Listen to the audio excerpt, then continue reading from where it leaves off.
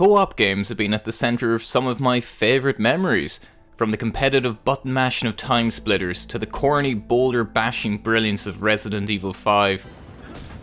That doesn't really even seem possible, if you think about it. There's something truly magical by playing through an entire game with your friend.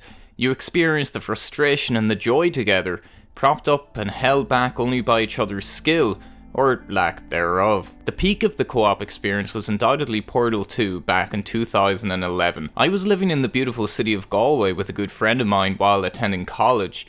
We had somewhat of a religious structure to our week that involved going out for drinks on Thursdays, having homemade curries on Tuesdays, and dedicating Wednesdays to gaming. However, once Portal 2 made itself known to us, it completely consumed us and broke our friendship apart before rebuilding it to be stronger than ever. It was fucking mesmerising drawing up game plans and trying to decipher the mysteries involved in solving each puzzle. It required teamwork in its purest form, and whenever I think back on playing it, I can't help but have a smile etched on my face.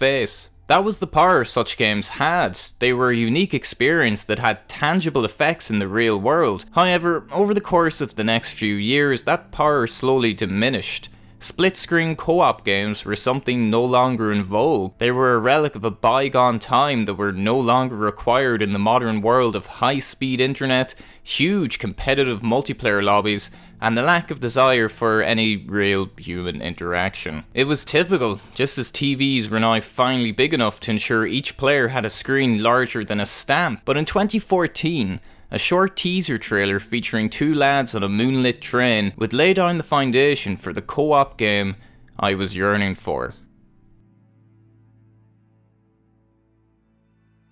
A Way Out was developed by Hazelight Studios, a Sweden-based studio led by film director and certified legend Josef Fares. Multiple members of the team and Joseph had previously worked on The Brilliant Brothers: A Tale of Two Sons from Starbreeze Studios. Brothers was lauded for its rich atmosphere, emotional story, and innovative controls, in which each character was controlled separately with the right and left analog sticks respectively. Leading up to the game's release, Fares himself said that the idea for A Way Out came when me and a friend tried to find a story-driven co-op game that wasn't a drop-in, drop-out experience. We simply could not find a game like that.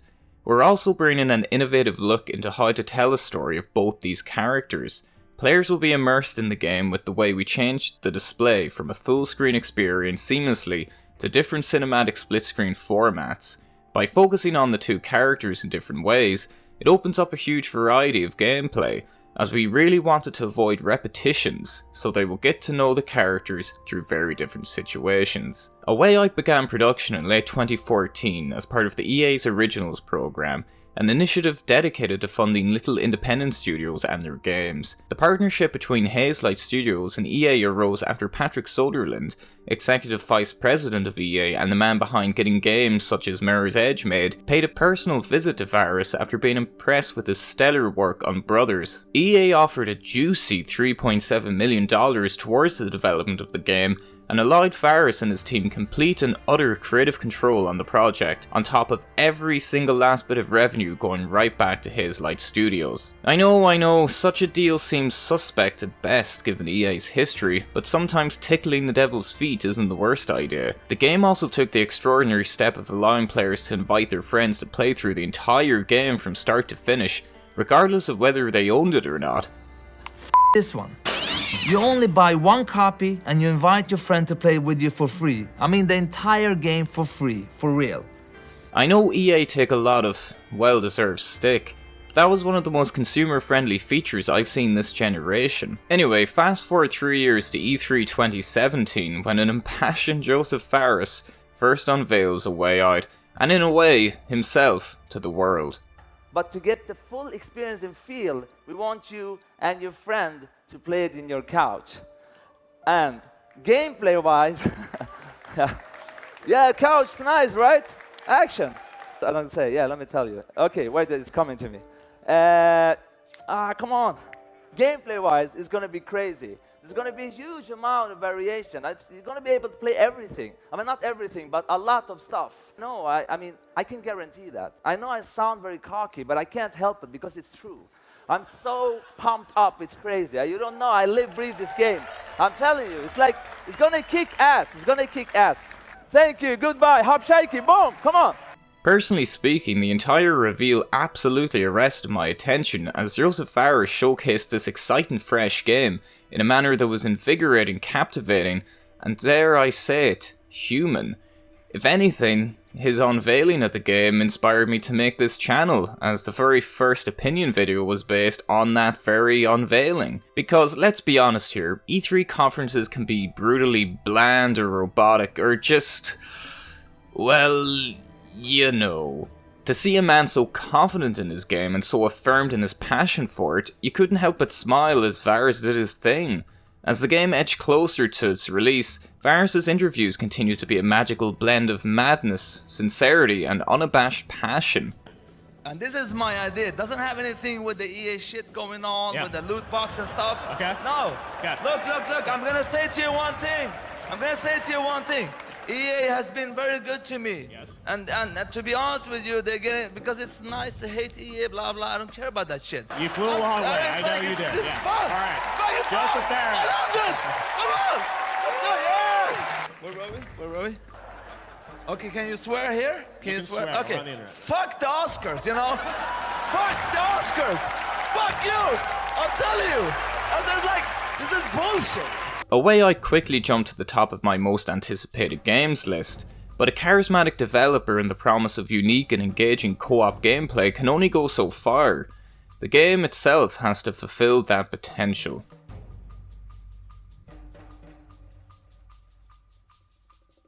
If I would have to summarise the gameplay of A Way Out, I would say that it reframes QuickTime events and third-person point-and-click action-adventure through a beautifully realised co-op focused lens.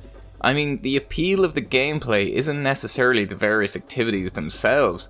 The basketball, the car chases, the river rafting, the Connect 4, these are all activities that have been done to death, and done better, in many other games. It's the fact you've got a partner to do them with that makes them entertaining.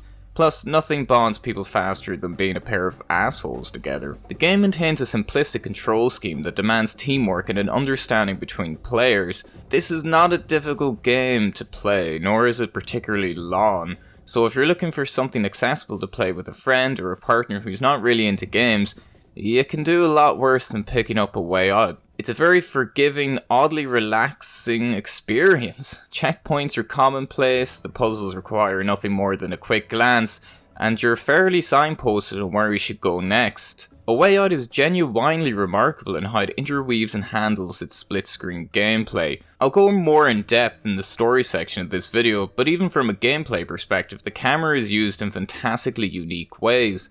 The camera work is oftentimes stunning and borrows heavily from various movies, but in a way that gels brilliantly with the way the game plays. Sometimes the camera is vertical, sometimes it's horizontal, sometimes it's uneven, and sometimes it's going full on cinematic as you power your way through a hallway as Leo in a wonderful love letter to Old Boy. The creative use of the camera doesn't stop from beginning to end, and I commend Hazelight for their work in that regard.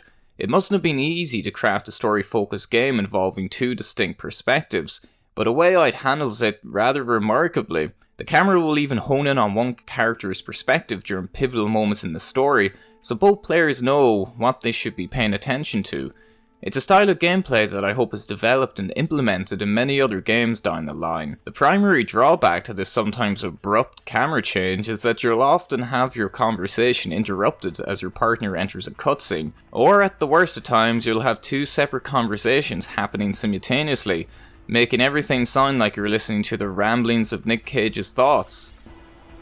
Nah, never mind. Hate being away from him. Leave them alone. The overlapping dialogue essentially renders both conversations meaningless, as you can't fully understand or focus on either one. The only solution to this issue would be turn on subtitles, but even still it's pretty damn irritating. Gameplay wise, it doesn't really matter which character you decide to play as. Yes, Leo's actions tend to be slightly more violent and Vincent's are more deliberate and restrained choices, but these actions have very little impact bar a handful of crossroad choices in which both players must agree on the desired course of action. I really wish these choices were a little more fleshed out and maybe occasionally allowed the players to disagree and cause a third, unknown consequence to arise. However, in saying that, I understand that Hazelight wanted to create an experience in which people work together, and creating options for disagreements would be counterintuitive to that goal. A Way Out features a wide array of genuinely gorgeous and diverse environments for you and your partner to get lost in. Farms, prisons, forests, mansions, trailer parks. If anything, because of the game's insistence on trying so many things in so many different locations, it sometimes feels like a totally different game than it did during the previous chapter. During one chapter you're involved in a fisticuff a la Uncharted, the next you're in a high-speed chase a la Driver 2, you crash your car and now you're in a Splinter Cell game. I like the frenetic energy and I admire the desire to cram as many ideas and styles of gameplay into one game, but fluctuations of styles definitely correlates to a fluctuating level of quality, as some ideas are clearly not as developed as others. On the plus side, I literally had no clue where the game would take us next.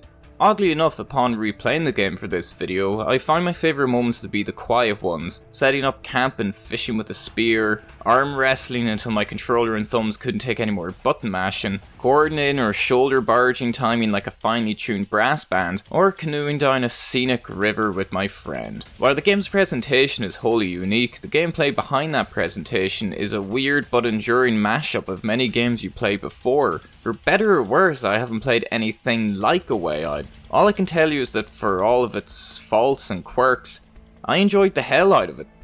But what about the narrative behind it all?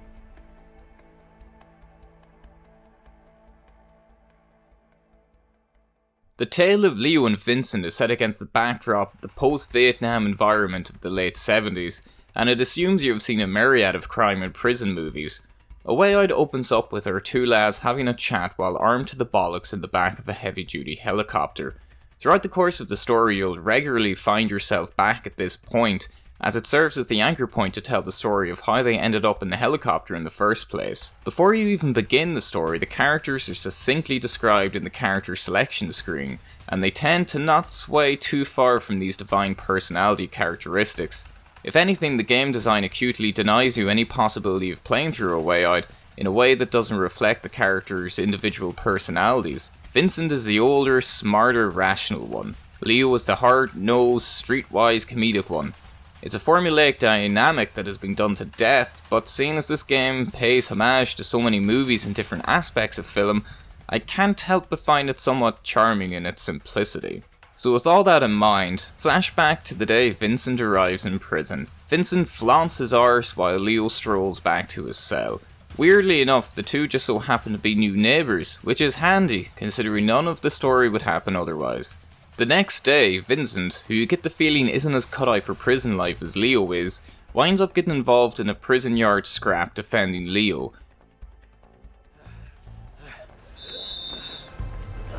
Order! Break it up before I put you all in solitary. Go on! You better watch your back. You! Keep moving. Yeah. Stay the hell away from me, okay? The gang were hired to kill Leo by a man on the outside named Harvey. Not that Harvey. Rather predictably, Leo isn't the most trusting of fellows initially, but after Vincent once again fights by his side, the two discover they've coincidentally been royally fucked over by the very same Harvey. In the wake of this revelation, they decide to Shawshank their asses out of prison. The fuck do you know about Harvey? Who you been talking to? The walls are thin in here. Am I supposed to believe that? Let's just say that you and me have something in common. We both want him dead.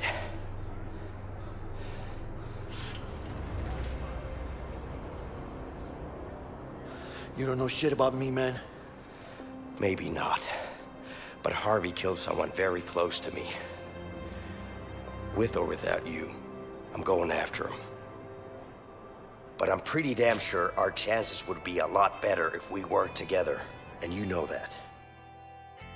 The duo spent the next few scenes hatching and practicing their plan before making their grand escape on the most atmospheric of nights. They have an eye for a cinematic escape, it must be said. The police are alerted and Vincent and Leo hightail it through arduous mountain terrain using their respective brain and brawn. In the very first instance of the split screen becoming one singular screen, Leo catches a falling Vincent, well, eventually, and the two escape to the countryside.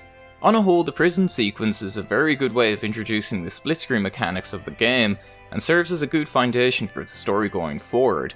Although, narratively speaking, it was bereft of tension, as the game tells you in the first 2 seconds that they managed to successfully escape prison. I guess you could say that it's just the nature of dealing in flashbacks to tell your story, but I would have refrained from showing Leo and Vincent in the helicopter until after the conclusion of the prison section of the game. That way the prison section would have held a lot more suspense as opposed to being built on a foundation of fake stakes. However, pushing some early criticisms aside, even at this relatively early stage of the game, the split screen is already being used to add a unique layer to the storytelling.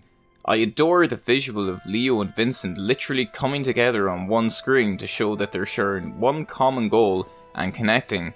The breakaway from the split screen can be seen as the beginning of a friendship. It's when A Way Out uses its main attribute, or gimmick depending on how you personally see the split screen usage, in such a manner that it truly flourishes. Anyway, moving on. The countryside. What about yours? I'm good. So you're a tough guy, huh? Well, it's not like we have much of a choice here. Yeah. By the way, what are you in for? Something I didn't do.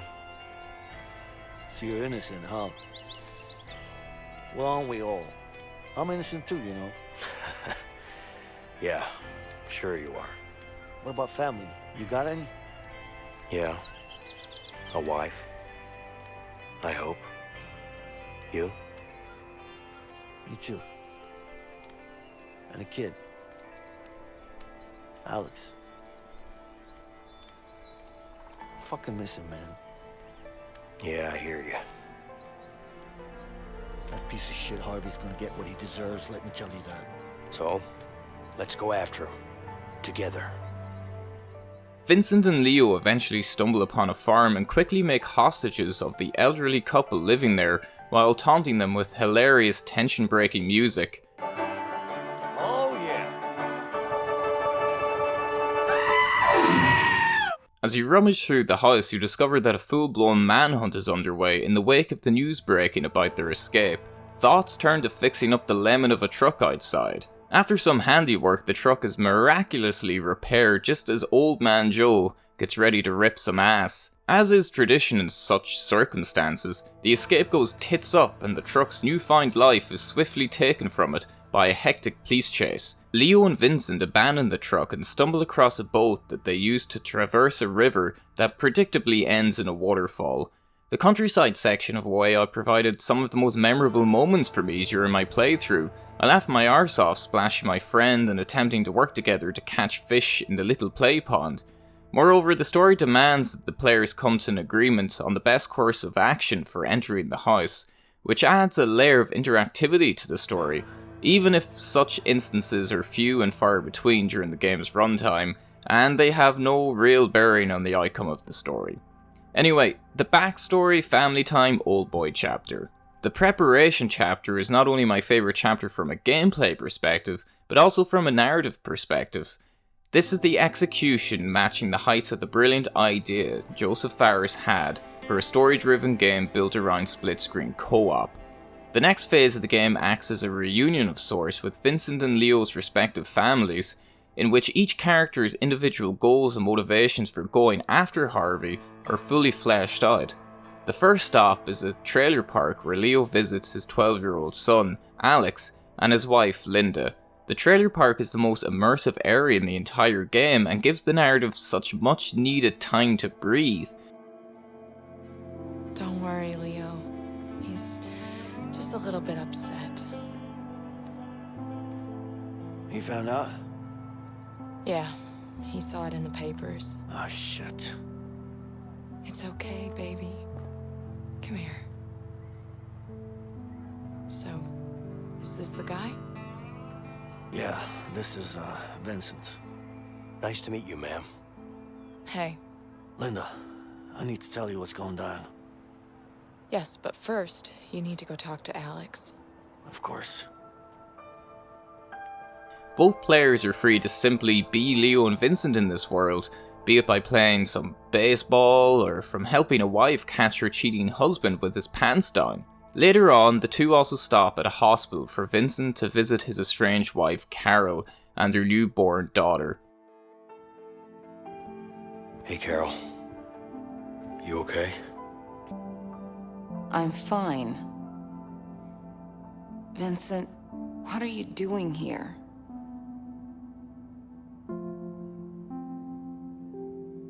She's my daughter, too.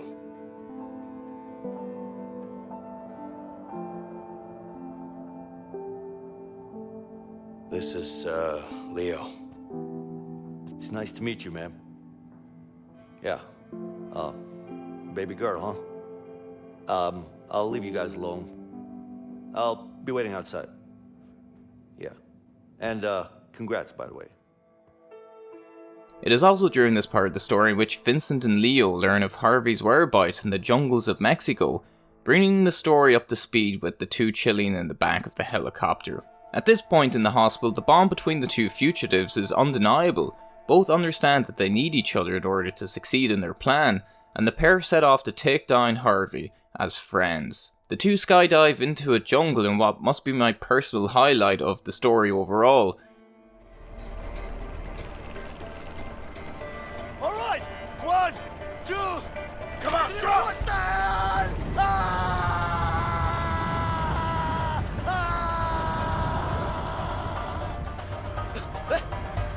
Oh, shit! Hang in there, Leo! I'm coming! My parachute! Leo, grab onto me! Vincent! Relax, Leo. I'm trying to help you. After Leo cleans his now shit-stained trousers, the pair rambo their asses through hordes of nameless, faceless goons in the jungle. They reach Harvey's classically designed "I'm a drug lord" mansion and take him down Scarface style.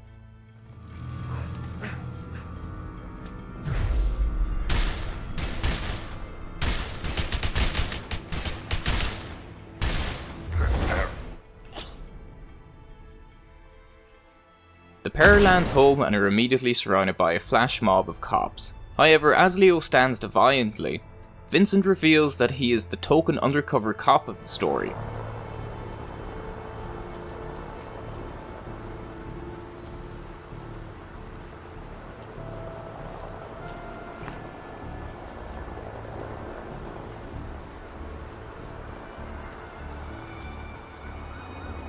Here you go.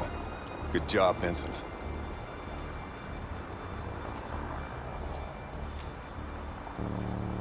I'm sorry, Leo.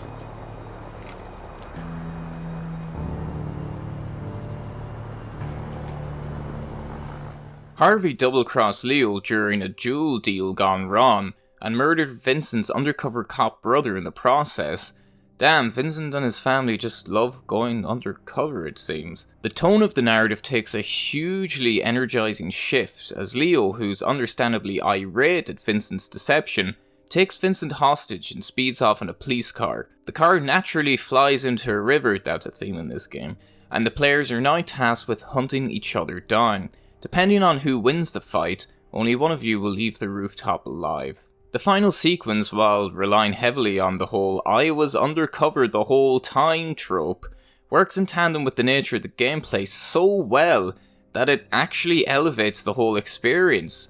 You spend the entire game developing a bond and connection with the other player, helping them and working as a team, so for the narrative to force you against your will to kill your partner while saving the character you bonded with and experienced the entire story with is nothing short of majestic.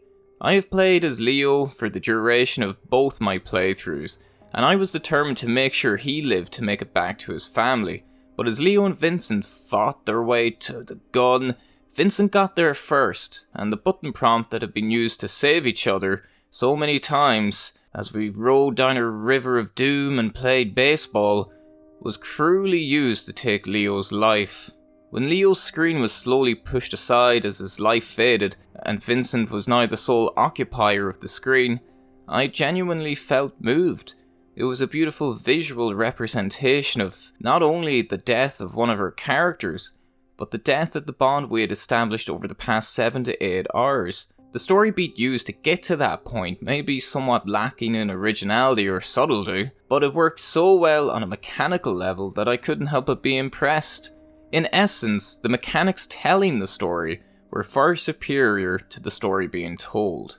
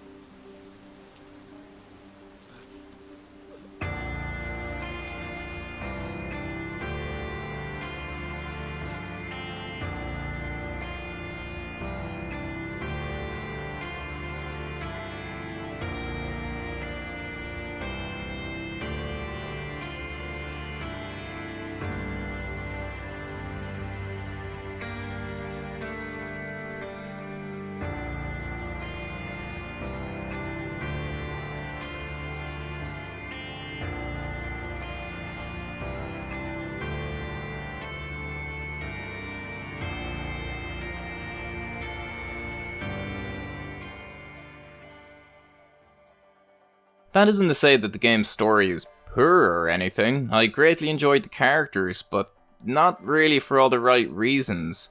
I love me some cheesy action movies, but god damn, some of the dialogue here just fell right on its arse for me. Moreover, there's paying homage and then there's unintentionally just falling right back into the realm of tropes. Fares as a director, now bear with me on this one, obviously likes movies. Mind-blowing analysis right there, I know, but my point is that the story is absolutely ram-packed with tired and worn tropes to the point I even question if it's earnest or satirical. The pregnant wife, the undercover cop, the tough guy, the I'm too old for this guy, the list goes on and on and on. For all of its faults though, personally speaking anyway, the narrative still manages to be charming, and I very much enjoyed watching everything unfold. Overall, bar the ending, I just don't think I took it as seriously as I was supposed to.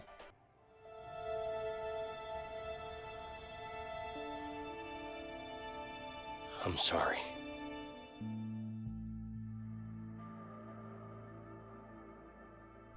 I could sit here and leave this Gotakispective with highlighting everything A Way Out did wrong, but such criticisms are somewhat fickle in the grand scheme of what this game set out to achieve and what it did achieve for me on a personal level. It gave me the dedicated co-op experience I was craving and brought me right back to those nights spent eating pizza and playing games with close friends in college.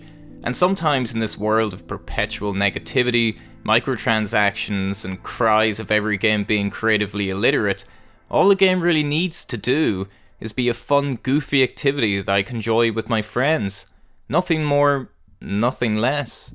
As for how I believe A Way Out will be remembered in the grand scheme of things, it's got one glorious string to its bow. There has never been a game like this. It's a fantastic unicorn of madness, cheese, brilliance, and creativity. Its design and cooperative mechanics are wholly unique in the realm of gaming, and I commend Fares and Hazelight Studios for daring to do something different. And the thing is, those who dare to craft something that exists only as a concept in their own mind are often not the ones who execute that concept the best. That is oftentimes the fallback to being an innovator. Josef Fares and his team had to blaze their own trail in regards to how to design a story-focused two-player game. They had no previous projects to dissect or learn from. Now, because of their work, studios can look to A Way Out as a reference point for their own co-op driven game. What did it do wrong? What worked? What could be added? How can the formula be improved? And that, for me, will be the lasting legacy of A Way Out on the industry. It will be the foundational blueprint for similar projects going forward, and Fares' co-op concept will be improved and developed upon. That's just the nature of the industry. Ultimately, all I have left to say is thank you to Hazelight for bringing me back to those carefree days of comfy couch co-op. Oh, and fuck the Oscars. Thanks for watching.